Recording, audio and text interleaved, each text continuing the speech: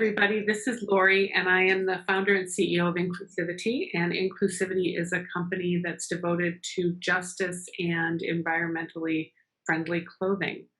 And this is our podcast, Inclusivi-TALKS. And we are really happy tonight to have three people back that we already had for one podcast, Pippi and Daniel and Mary Harris, all three of whom are amazing musicians, and we're just so glad they're here.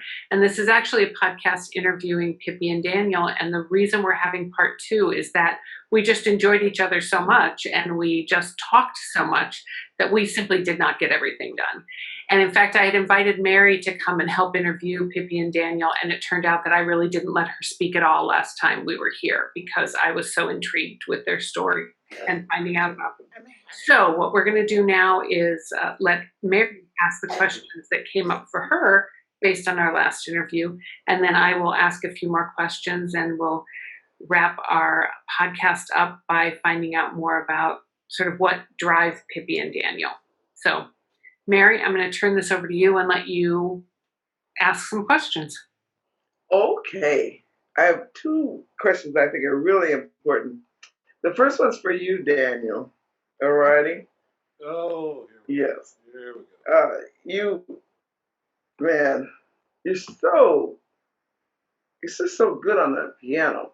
I know a lot of pianists. Matter of fact, I know a lot of incredible pianists, and you are outstanding. I'm curious to know how long you've been that good. Did you study? I know some of it's natural. Did you study? Let me tell the folks that are listening. I listened to a song once that Daniel and Pippi recorded. I think it was Daniel by himself. And I heard the first maybe 4 bars. It's just the introduction. And I was gone. I was just blown away by the introduction. He hadn't even gotten to the body of the work. But it was that magnificence, the essence of it was there already, just in the introduction. So I've never asked you, how did it happen? How did you get to be that good on the piano? Well, thank you, first of all, for saying You're welcome. I'm honored Yeah. that you're saying that.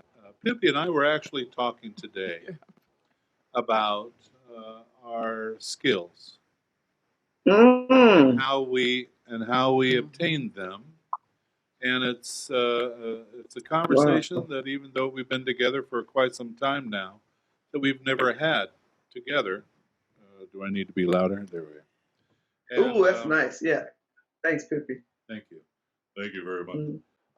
Yeah. So both of us were ear trained, right? We started playing by ear, singing by ear. And I was out on the road for a long time playing things that I didn't know what they were. I was, being asked to play with people when I didn't know what a C minor ninth chord or a flat 5 or a 13th or anything like this was. I would just hear something and I'd be able to play it. And oh yeah, that's that chord. Oh yeah, that's that Jimi Hendrix chord, that raised ninth. I found out later. Okay. So then I got to play with musicians that were graduated from conservatories and things like this, and just through osmosis, basically, just being around them, and we would have to write charts for whoever we were performing for.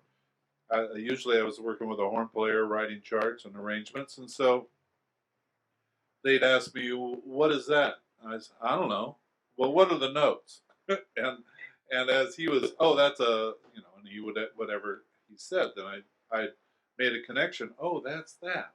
Yes. And then some, wood shedding on my own, I moved it up and down the scale to see if that's a C minor ninth, then if I move it up a half step, it's a D flat minor ninth, and so I started seeing these patterns, and so I appreciate that so much. I have so much respect for people that are light years ahead of me as far as playing.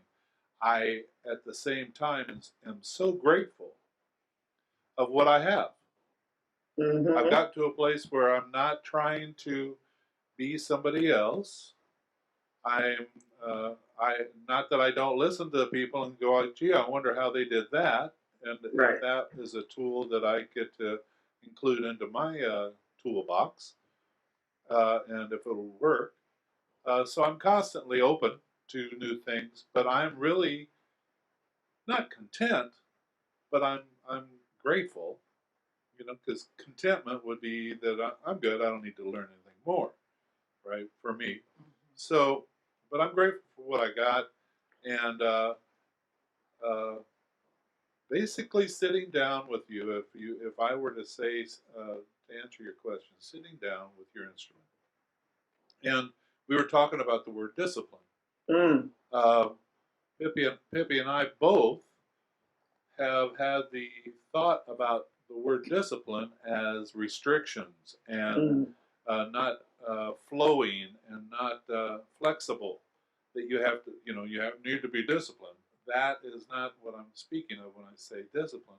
That you sit down and you do ear training and you internalize what you're playing rather than just playing it and then not being able to understand your instrument. The last show that we had, our home concert series, we had a Mm-hmm. gentleman by the name of Edgar Crockett with us, and what I said about him was that he plays from the heart. It goes from the heart first, and then, there's a lot of people that play from the head, right? But Right. and that's okay, But when it's from the heart, it touches people. That's when I got together with Pippi. That's what I was always missing.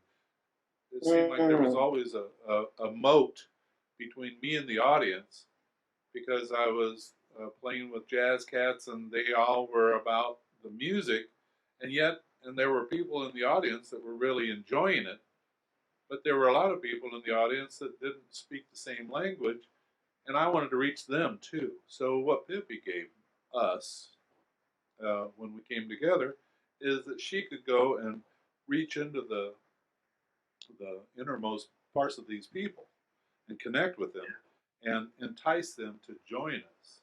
And that's what was so wonderful. So I hope I answered your question. You did. You did. Oh, yeah, you did. And the follow up would be, so when you first started, how old were you when you first started playing the piano? I started at 4 when I went to a church service. We were brought up, I was the youngest of 10 kids in a Catholic family, Irish Catholic family. And back then, the church services were big Latin pipe organ. And I remember coming home, and I think I said this in the first part of our series, but that I came home and played the melody of what I heard at the church, and my mother and father fussed over me. So that's where it started. And then my Okay. sister had a Hammond organ, and I learned some things. When you bought a Hammond organ back then, you got this method of the pointer system method. You'd put your pointer finger on the chord that you wanted the note, and you put the third and the fifth in there, and add the seventh or the sixth, And that's how I learned. And then I Ah, started playing and listening to other people. awesome. Well, I'm glad you did. You can play at least I've heard you play a number of different styles, genres of music. So, right on. Thanks. You answered the question well. It's fun to hear that. Yeah. I look forward I'm to sure you, Mary, hearing had the some great. replay. Coming from me, well, thank you. Yeah, yeah. I was thinking, I play. To me, you play. you know, they're singing and they're singing. You play, and I know what you mean about it. Isn't it powerful to accept how you play? Like I would hear people that played in Yes. my mind what I felt like they played better than me, and I almost took the word pianist off of my business card at one point. And I thought about it. I said, look, people pay me to play. So yes, I'm a pianist. Liberace? No, I'm not. And I'm not trying to be Liberace. So I do what I do, and I've come to accept it and shape it. So I'm inspired by hearing what you've done with yourself. So thank Well, you. you're bringing up a good point, Mary. You're bringing Yes. up a good point because, Yes. I think that what we play, how we play, how we approach the instruments, whether it's piano Yes. or not, um, it is an extension of who we are.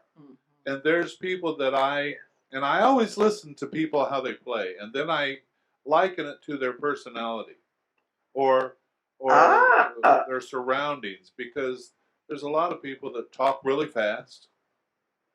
There's a lot of people that have a lot of space between their words, and Yes. there's musicians that are like that as well. And I don't have a thesis on it, but I think that there's a lot more truth to that, especially when you're coming from your heart. I think that there's Yeah, ways that's a that you good can. point.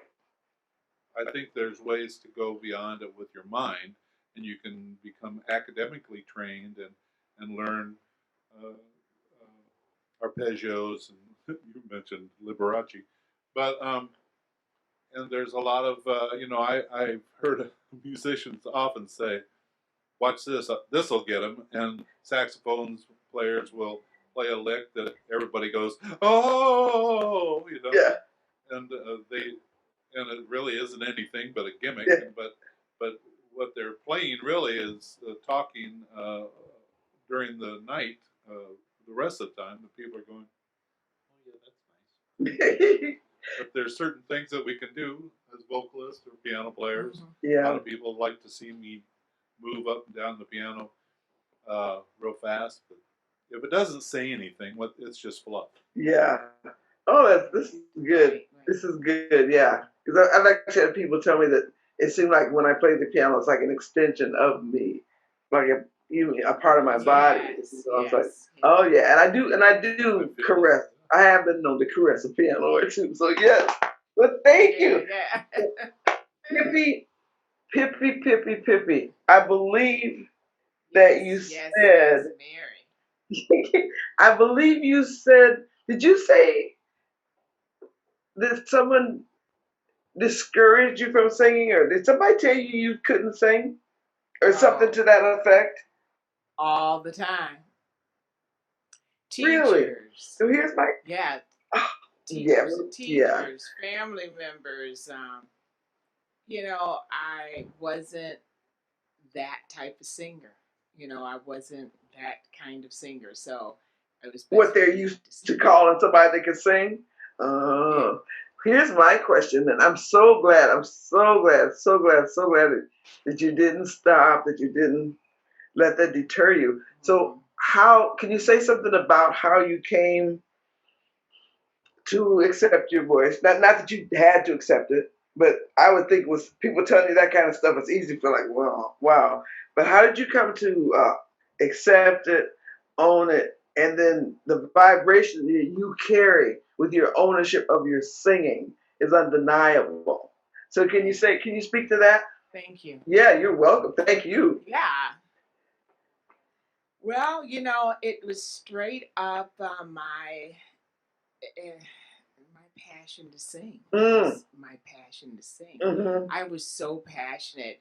I think about everyone, everyone that does something bigger than themselves or beyond what they think they have the capacity to do. Yes.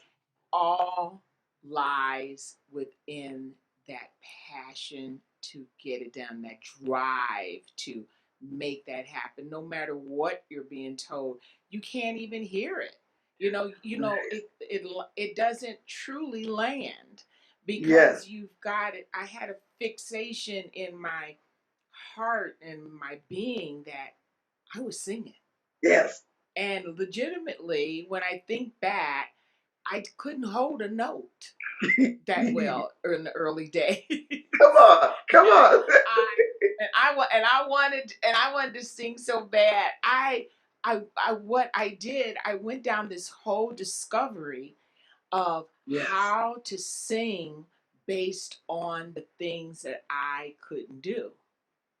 Come on now. So I came up with my own style of singing because Yes. it was a way that I could navigate through the things that I heard that I needed to do, like hold the notes and hold my breath and breathe a certain way and to sing out differently or to hit this note or hit that note. And I used to have so many problems with being able to, to hold a note, to so what I learned to do Come on now. was what what people say is fall off the cliff. Uh-huh. I used to, and so in other words, instead of now I can sing, now I can hold a note, instead of doing like I would do this ah or Yes. ah or if I couldn't hit a note, and I still do it this a bit today. If I'm not sure of a note, I'll go I'll slide up in it or slide down into it until I can get it. And Yes. so that was all a part of me creating, answering to me Yes. about what this music, what I was going to do. And I could not stop. Nobody could have told me. They could have told me, and they did, you cannot sing. You're not a good singer. You're not an Aretha Franklin. You're not a Mahalia Jackson. You're not. Right. You're not a great singer. And I was like, I'm gonna be me. I'm gonna be my singer. I'm gonna be Pippi. Hello. I'm gonna be who I am. That's all I know. And so, because I loved music, I loved singing, and that was it. So, Thank God for that. yeah, it was that strong, passionate love for musicals and rhythms. Rhythms were Yes. always such a passionate vibration for me, like and feeling it. And that was the other part of the passion. Music made me feel something that took me places. Like there were some books that I would read that would take me Yes. places. Music took me places Mm. that I had never ever thought I could go in my mind. Not to mention when I started, traveling, but in my mind, it would Yes. take me to places I could close my eyes and just go into the stratosphere Mm. and feel everything around me. And it was just perfect. So, yeah, the passion, uh, the passion and the feeling of desiring to sing no matter what.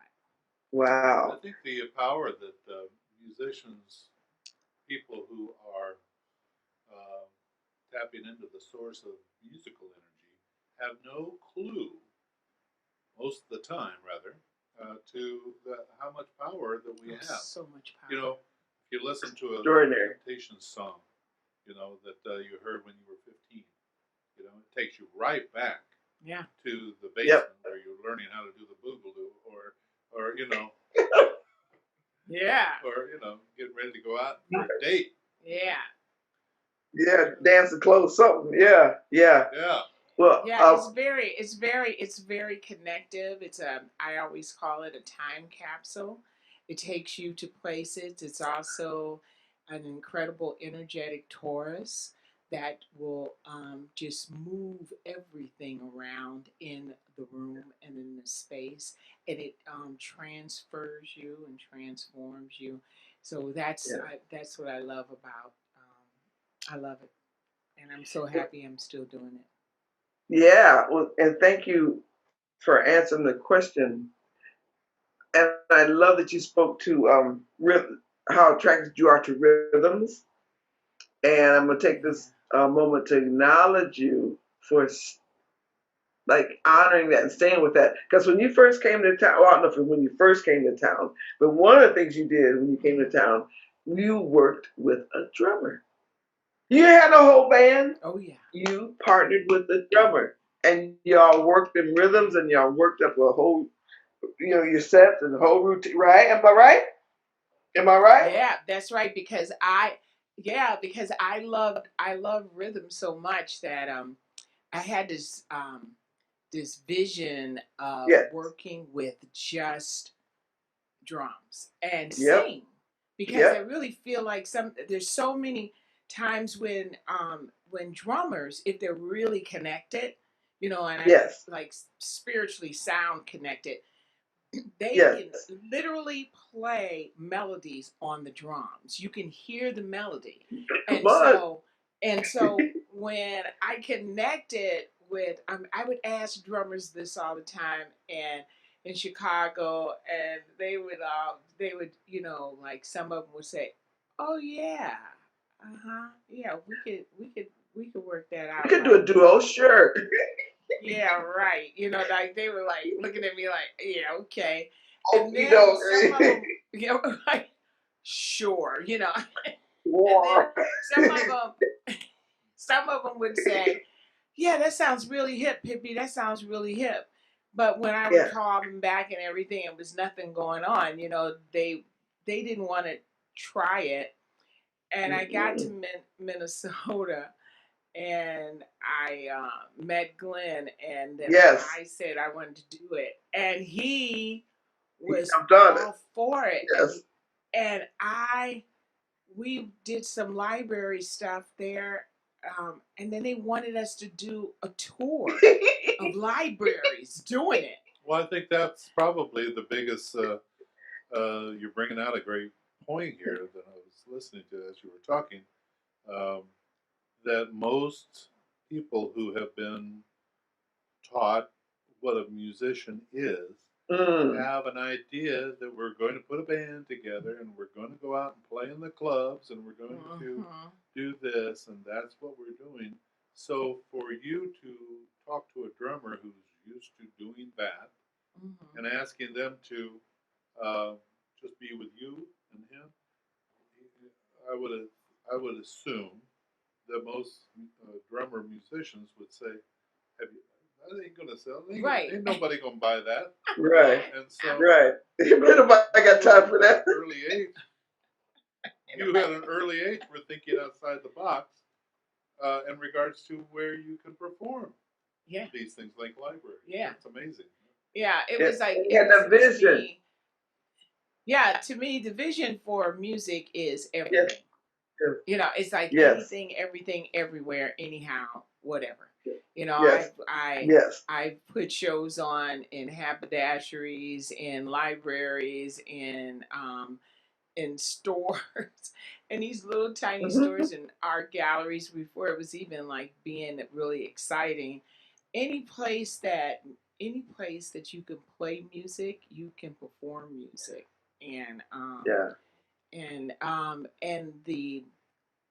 the idea of having a band be what you think it is, I always saw it to be sounds that you don't necessarily think of.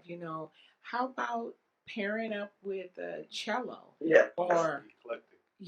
or pairing up with a violinist, Yeah. or any a tabla, Yeah. Trombone player. being just Whatever.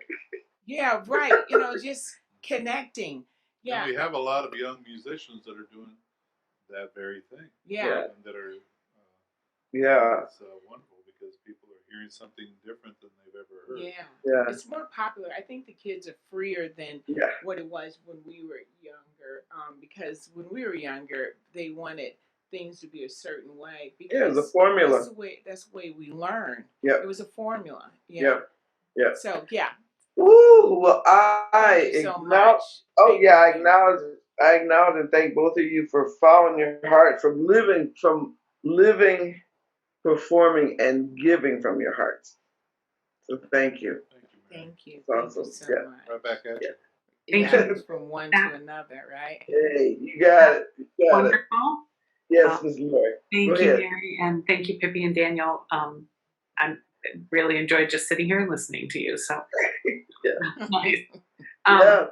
as sort of to piggyback on what Mary was just talking about with sort of building your careers and finding yourselves and some of the things you talked about last time, I'm really curious about with both of you who you've played with in your history, and it can be someone famous or someone not, that you kind of look back and say that was besides each other, because I know finding each other and finding that rhythm and that music is Mhm. probably the highlight of both of your careers. But going back further, I'm sure that you both have somebody you would say, wow, that was something.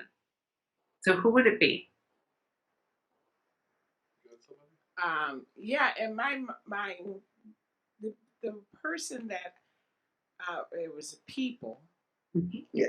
that really made a big impact on me, gave me just I couldn't, I was so amazed at the rhythm and the movements and the feel that came from them, and that was Pop Staples and the Singers. It was when because I used to hang in the studio with them a couple of times, and what was coming out of them was like everything to me. It Mm. was everything, everything. For me, I was so excited. I literally felt like I heard angels in that studio, and I wasn't working with them. I Mhm. was listening to them. I was privy to be there and feel them, and that was that power of being at the base of music. Just Mm. being at the simplest level of music. Nothing fancy, nothing intricate, just good. Uh, Feeling right up in here. Just went Yeah. in here.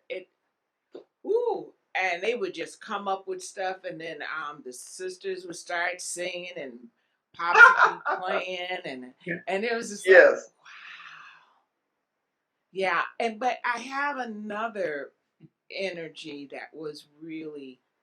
um that really changed me, and that was Marvin Gaye. Mm. Listening to Marvin Gaye was I at my first moment in time with Marvin Gaye was when he was with Tammy Terrell, and they were singing duets. But and I loved the way they connected with each other, and that just created the dream in me to have that kind of relationship, that kind of musical relationship. But what later impacted me was when he came out with What's Going On. Mhm. And when he came out with that concept song, the only time I ever heard a concept album was in my with my rock music. Rock music. They would have the songs going right after another, and it was just like slamming. But the soul music was always singular. Like one song and then another song. But when he came out with What's Going On, oh my God! Mhm. And to hear him talk about changing your life and the way the world was, and I would lay in the room in the dark and play that music and that album over and over again, and my aunt and I would lay on the floor and sing it word for word. I mean, and we did this for months because I was consumed by it. So, and that's Yes. because I could really feel him. I felt everything he was saying. I felt Mm. all of that. So that really turned me into understanding that if people don't feel you, it's nothing. Like if you're Come on. performing and they don't feel you, then you're doing it for yourself. Mm. So that that really changed me. Wow. Beautiful answer. My goodness. I want to just interject that I was thinking today about what you were just saying about Marvin Gaye and his song, that there Mhm. are some songs I am not a musician myself. I sing all the time, but really just for me. But music is incredibly important to me. And today I was listening to Harry Belafonte's Michael Row the Boat Ashore, and I cry every single time I hear it. Yeah. Every time. For me, it pierces my soul. And when he goes into talking about Selma and what's going on in the country at that time with the, I am completely overwhelmed every time I hear it, and I've heard it hundreds of times. And I think that's what it sounds to me. That's exactly what you're saying about Marvin Gaye. For you, that song, every time you hear it, it just pulls your soul. And I'm so thankful that that song is alive. Like, I am thankful that that song is in the world, because it just pulls my soul. Yes, isn't that, and that, So, that's, and that's what I'm talking, that's exactly what I'm talking about. And there's many songs out there that have that capacity and that reach people, because music reaches people where they are, you know? Yes. And one of the things, and the thing that you said, pierce your soul, that for years was my prayer before I went on stage. That the music will pierce the spirit and the soul of the man, and that will give them the understanding that they have another day. And it's just, they could do it. They can go another day. And so that was my prayer all the time before going on stage. Beautiful. Awesome. Yeah. All right. So, Daniel, same question for you, looking back at your career. Again, besides Pippi, who we know is your favorite person to play with, but it someone you played with, but it could also be, as Pippi chose, it could also be someone that just influenced you and you heard them. I have been so blessed, Lori, to be able to play with an inexhaustible amount of musicians over the years. So to find one that is special, I remember playing with people that were in the Tonight Show orchestra, which was a real big real big thing for that kid from Galesburg who wanted to be a star one of these days. And I'm sitting there with Jerry. It was a telethon out in Las Vegas. And Jerry Lewis is there. Ed McMahon's across the piano from me. My knees are knocking like this because I'm surrounded by all of these people that I grew up with. I remember playing with Louis Bellson, who they were considered by Playboy Jazz All-Star type surveys that Louis Bellson and Buddy Rich were the two best drummers in the world. Yep. And Louis is from Mary's hometown, actually Milan, Illinois, and there were a bunch of festivals about or for Louis, honoring him, giving him the key to the city and things like this. And so I remember playing with him in a small combo. Wow. About 5 people in it. And we're playing along, and it was my turn to solo. And I did something, and I looked over, and Louis looked over at me and went like that. Winked at me, and I thought, oh, I can die now and go to heaven. Wow. Right? Wow. He heard what I did. So that was the story that came up. I can't top Pippi's beautiful eloquency, but that was a big day. I remember, as far as rock and roll, I was down in Nashville, Tennessee, and there was at the Quadraphonic Studio in Nashville, Tennessee, back in the 70s. Remember Quadraphonic? I don't, but I love the sound. Quadraphonic. He had his radio voice when he said that. Come on. Thank you for going. Right. So there was a recording that was going on that I got to be in the studio at the time. It was an Earl Scruggs review, and I thought, okay, here we are, But the people that were on it were Bonnie Bramlett, who's a phenomenal blues singer, Billy Joel, Mm. Alvin Bishop, Alvin Lee rather, a couple of the guys from the Byrds, Marvin, who's the guy, the drummer from Shaft? Oh, I can't think of his name right now. It's Mm-hmm. horrible.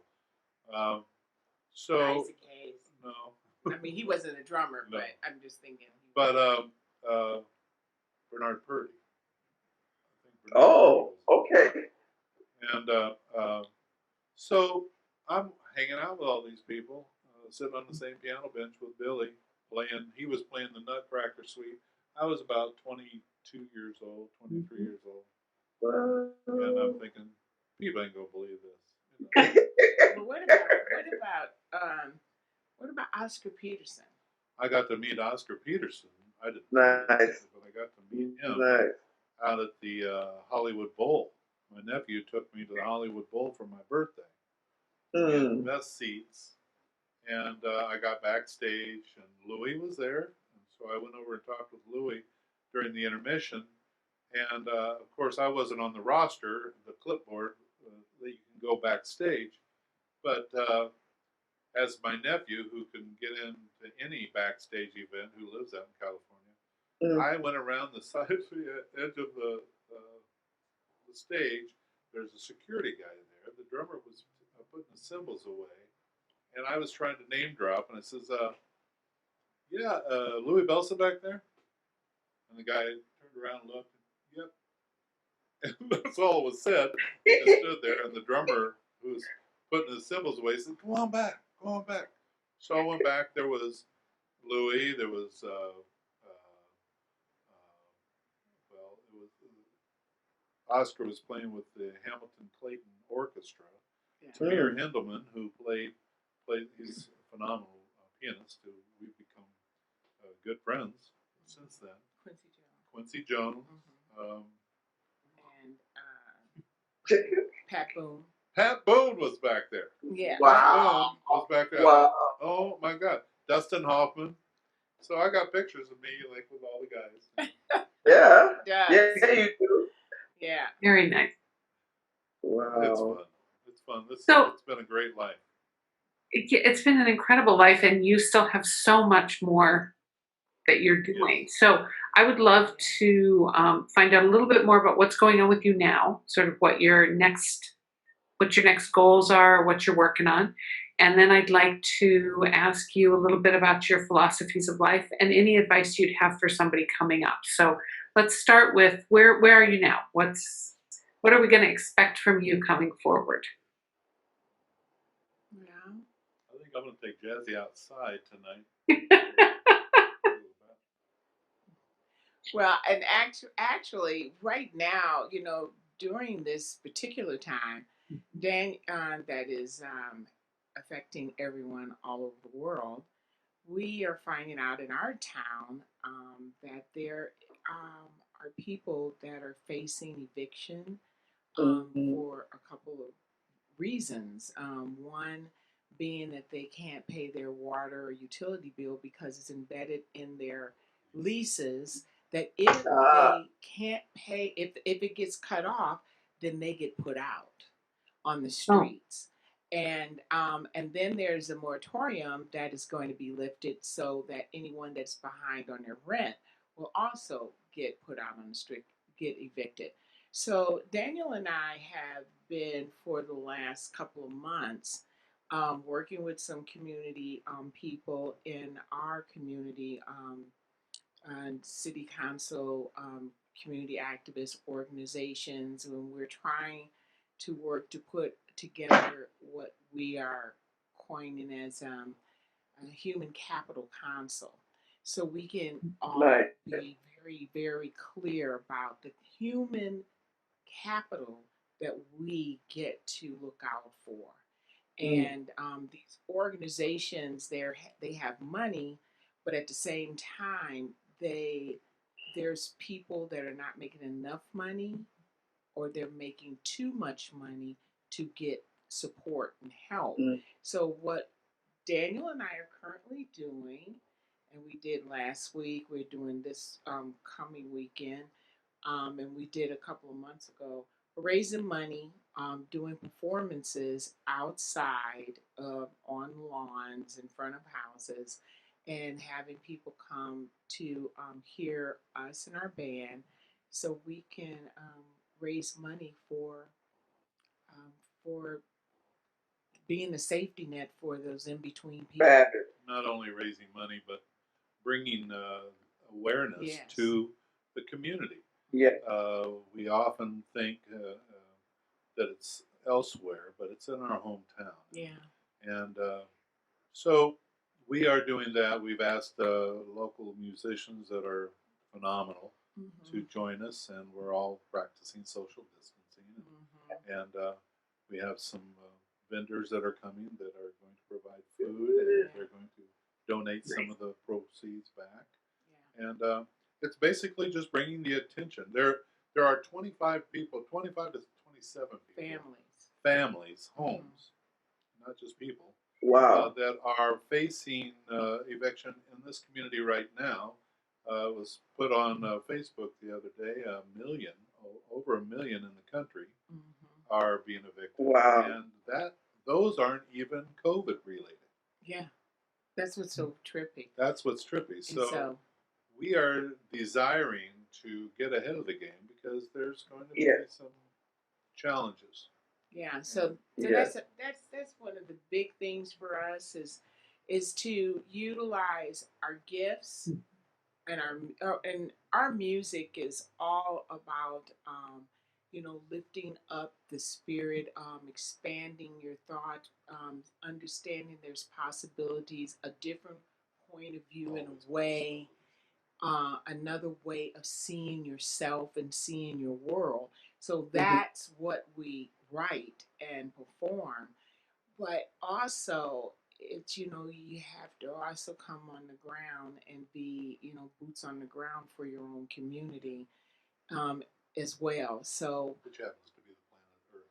yeah, that community. Boots on the ground. Yeah, we're are here. for the planet Earth. We're here for the planet. Mhm.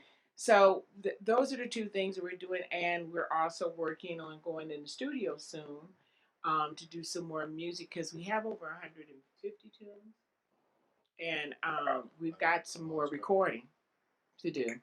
We want to get them down so before we lose them. Yeah, well, we're never gonna lose them. I don't think so. But this guy, he sits down at the piano every day. Prolific, Comes up isn't with something new. Yeah. I mean, he is for someone. Oh, shucks. I mean, for someone who really was sitting down at the piano playing and not realize and not, and I would say, "What is that you're playing?" And he would say, "Oh, that's just a little something I'm playing with it." It's a masterpiece. Pippi, when she came into my life, she was my muse. She would, first of all, it's the first relationship I've ever been in my life that I had the amount of support that she has, that she gives, not only to me but to everybody, but I get to have it all the time. And she would come up and say, "I'm hearing this," and then collectively we create something out of nothing, and it's a great team. Beautiful. And That's it's great. oftentimes I've thought, wouldn't it be great if this would have happened earlier? But no, it's We perfect. weren't ready The for time it. is It's now. divinely orchestrated. It's right on time. Right on time. Right on time. So I just want to, before I ask another question, I just want to say that we're just thankful you are in the world. The world is a better place because you're. Oh, I'm, make us cry. Yeah, I'm just thankful that you're here. Yeah. So for both of you, for if you were going to say sort of in a short answer, your life philosophy, what are the things that you live by, the things that drive you, your life philosophy to share with other people? Everybody has the right to choose whatever reality that they are choosing. I have the choice to accept that from everybody. That's my life. That's my mantra. Acceptance, and that everybody has the inalienable, that word, inalienable right Mm-hmm. to be able to express whatever it is. And if you're expressing something that is not serving you, the beautiful aspect is you can choose another thing without feeling any shame, without feeling any remorse, just because we are creating our realities. Awesome. Yeah. And Beautiful. with that, I feel that love is what creates the space for everyone to respect each other's reality and to understand if you can have unconditional love that's truly just spanning your heart to other hearts. It doesn't matter what another person's reality is, as long as you cross their path, you and they are in we're in each other's world to expand each other on purpose. So it's all about that unconditional love, and respect. Yeah. Cool. This If has been you, fun. if you were giving a piece of advice to someone coming up, someone sort of starting out who is a musician or a creative in some way, what is a short and simple piece of advice that you would say, this is going to help your life? Above all, listen to as many people who play the instrument that you play, Mm. and also hear a song. Uh, Listen to the person who wrote it first, because we have a lot of authors that are creating music, and a lot of people that put their own spin on it. But it's always wonderful to go back to the origin of where it was started. Yeah. And my advice to someone in the business, you know, hopefully you're in it because it is a passion. And if it's a passion to you, remember you have more than one passion. That your passion for your music can span further than the music, and to open yourself to your other passions. Just open yourself up. Nice. But don't do it if it's to just be famous, because you're going to get your face hurt. Pippi. No, I'm telling you, I said that will slam you, and it slams you one way or the other. It slams you if you do become famous, and once you get there, you find out that that's not all there is. Right. And it'll slam you if you're going for being famous, and you keep hitting the roadblocks because you're not coming from your heart. So I mean, if as long as you're doing it because you love it, no matter what, then you're on the right path. Beautifully said. What she said.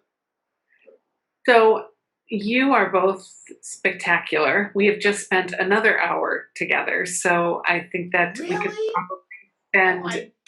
we could probably spend days just talking with each other. I suspect the four of us could be together for days and never stop talking. I think Well, let's do it that's again. pretty likely. Yeah, let's Well, this was we love it. a blast, and I enjoyed getting to know you so much, and I again am just thankful that you're both in the world and that we get to share this space with you, because it's just a huge blessing and inspiring, and makes me just feel better about everything.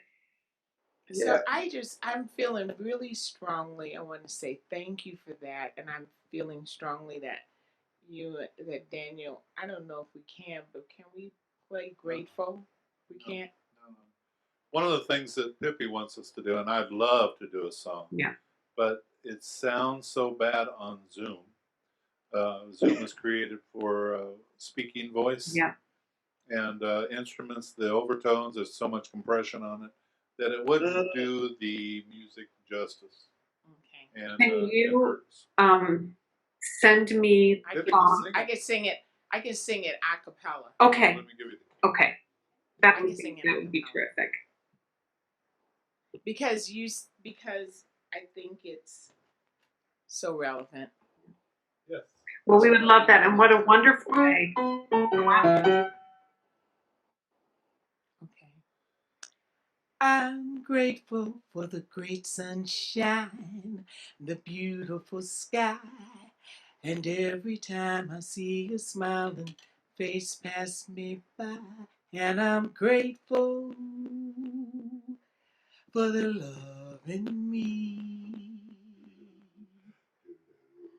I'm grateful for the midnight sky, the moon so bright, and all those twinkling stars that make the night so nice. And I'm grateful for the love in you. When I think about the everyday joys I live, my heart just explodes with love. And to think these simple gifts are here just for us to see it. It's hard to believe it's all here for us to love. I'm grateful for the you that's in me and the difference we see. And every time we desire and let someone have the freedom to be. And I'm grateful for the love in you. And whenever we go out and play, I think of us all. I think of the joy we bring. And to think these simple gifts are here just for us to see it. It's hard to believe it's all here for us to love. I'm grateful for walks on the beach and delicious food to eat and being with our families and the gift to breathe. And I'm grateful for the love in me. Ooh, yes, I'm grateful for the love in you.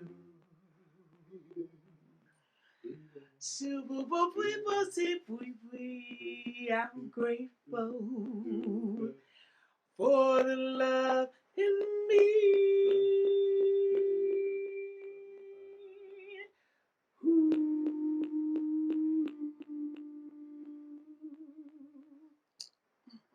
Oh man. That was spectacular. Thank you so Well, much.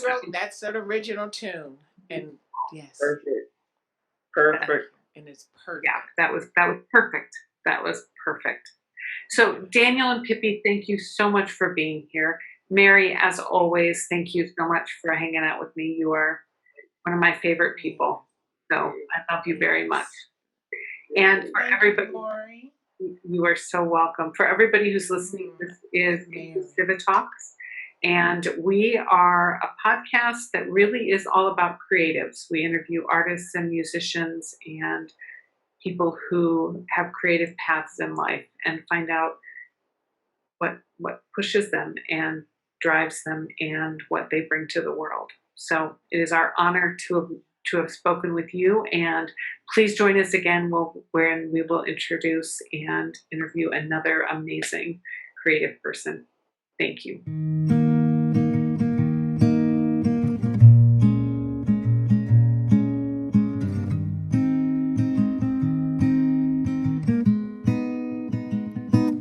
If she's a mouse